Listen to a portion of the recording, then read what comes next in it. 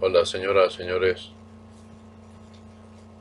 Quiero hablarles esta vez de un texto también muy bueno.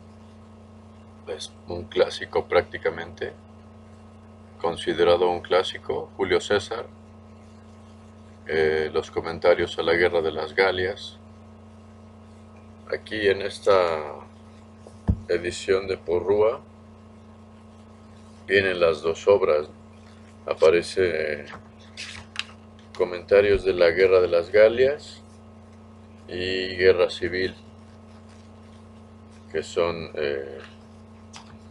pues las obras fundamentales de este antiguo pues personaje, ¿no? Que ha fascinado y ha deleitado, digamos, a los historiadores. Esta edición es de Javier Tavera, se apellida Javier Tavera, por Rúa del 71. Bueno, yo he leído comentarios, no he leído Guerra Civil. Eh, Veamos, por ejemplo, un comentario justo a César, ¿no? Del prólogo dice: César, Julio César, era un hombre con muchos intereses intelectuales, además de la gran pasión que tuvo por las letras. Se preocupó por el estudio de la geografía, las ciencias naturales, la astronomía. Compuso una obra de esta disciplina, la matemática, etc. Por instancias de él, el matemático griego Sosígenes reformó el calendario, al que en honor de César se le puso Juliano, y empezó a funcionar el primero de enero del año 45 antes del cristianismo. Una de las obras de ingeniería construidas por César, el puente sobre el Rin, servía todavía en el siglo XVI como un clásico modelo para los ingenieros y arquitectos de aquella época. En su tiempo llevó a Roma cambios de todo el mundo antiguo. Dice otro parrafito sobre la obra que yo les comento, los comentarios. Dice: los comentarios, nombre genérico para estas dos obras cesarianas, difieren entre sí notablemente. Unos y otros, los referentes a la guerra gálica y eh, los que se ocupan de la guerra contra Pompeyo, constituyen el relato sobre los hechos tal y como los vio César. Sin embargo, a pesar de la objetividad que muestra el autor al referirse a hechos en los que él es el principal actor, los comentarios de la guerra contra Pompeyo son más subjetivos y se presentan claramente a nuestros ojos como la autodefensa y la justificación que de sí mismo hace el autor después de haberse decidido a transgredir abiertamente la ley, las disposiciones del Senado y a pisotear la Constitución. Bueno, no es una obra muy larga, les recomiendo que la lean, son apenas 70-80 páginas y viene dividido en 7 libros, ¿no? Siete, 7 apartados, diríamos nosotros. Vean cómo comienza la famosa comentarios a la guerra de las Galias. Dice: toda la Galia está dividida en 3 partes, una que habitan los belgas, otra los aquitanos, la tercera los que en su lengua se llaman celtas, y en la nuestra galos. Todos estos se diferencian entre sí en el lenguaje, costumbres y leyes. A los galos separa de los aquitanos el río Garona, de los belgas el Marne y Sena.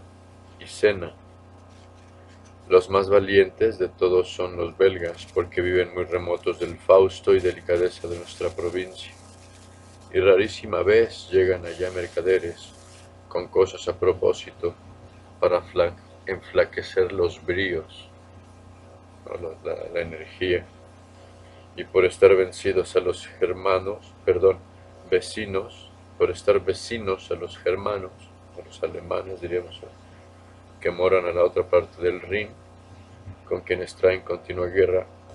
Esta es también la causa por qué los helvéticos se aventajan en valor a los otros galos, pues casi todos los días vienen a las manos con los germanos, ya cubriendo sus propias fronteras, ya invadiendo las ajenas.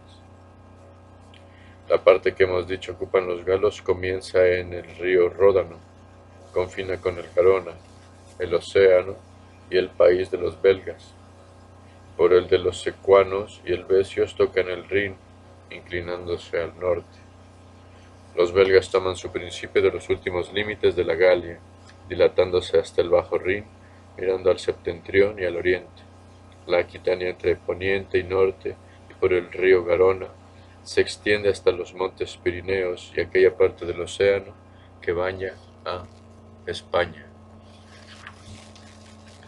Es muy interesante leer a César, aunque como ya leí ahí, pues en el prólogo se le acusa un poco, bueno, no un poco, bastante pues de subjetivismo. Es inevitable, ¿no? Si uno escribe desde una primera persona y sobre todo, imagínense siendo el emperador temeroso y genial a la vez que fue Julio César. Dice más adelante, por ejemplo, les leo esta parte. Terminada esta guerra de los germanos, César se propuso pasar el Rin por muchas causas, siendo de todas la más justa, que ya que los germanos con tanta facilidad se movían a penetrar por la Galia, quiso meterlos en cuidado de sus territorios, con darles a conocer que también el ejército romano tenía maña y atrevimiento para pasar el Rin. Este pique entre romanos y germanos, o entre italianos y alemanes, diríamos hoy. Añadíase a eso que aquel trozo de caballería de los usipetes y tenteros, que antes dijo haber pasado el Mosa con el fin de pillar y robar los víveres, y no se halló en la batalla, sabida la derrota de los suyos, se había retirado al otro lado del Rin, a tierras de los Cimbracos, de los sicambros, y confederándose con ellos. Requeridos estos por César para que se los entregasen como enemigos declarados suyos, y de la Galia respondieron, bueno, ahí hace una cita larga. En fin, es muy, pues, te atrapa leer a Julio César. Recomiendo que lean esta obra.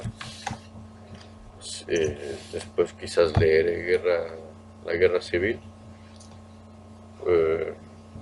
Pero pues obviamente como obra de guerra pues tiene pasajes bastante crudos y pasajes bastante siniestros, un poco como a la manera de la Ilíada. Recordemos que los romanos se creían pues, herencia directa de los griegos, de alguna forma. Entonces, bueno, hay influencia, ¿no? Innegable. Les leo cómo cierra la obra. Viene numerada la obra por numeritos, por apartados, numeritos romanos. Y bueno, yo creo que se disfruta bastante bien esta obra. Fíjense cómo cierra, dice, hecho esto, marcha a los eduos y se le rinden. Ahí recibe embajadores de los arvernos que se ofrecen a estar en todo a su obediencia. Mándales dar gran número de rehenes. Restituye cerca de 20.000 prisioneros a los eduos y arvernos. Envía las legiones a cuarteles de invierno. A Tito Labieno manda ir con 2 y la caballería a los secuanos, dándoles por ayudante a Marco Sempronio Rutilo, a Gallo Fabio y a Lucio Minucio Basilio. Aloja con 2 legiones en los remenses, para defenderlos de toda invasión contra los beoveses sus fronterizos. En fin, se mandan celebrar en Roma fiestas por 20 días, dice al final, ¿no? Sabidos estos sucesos por cartas de César. Lean a César. Gracias.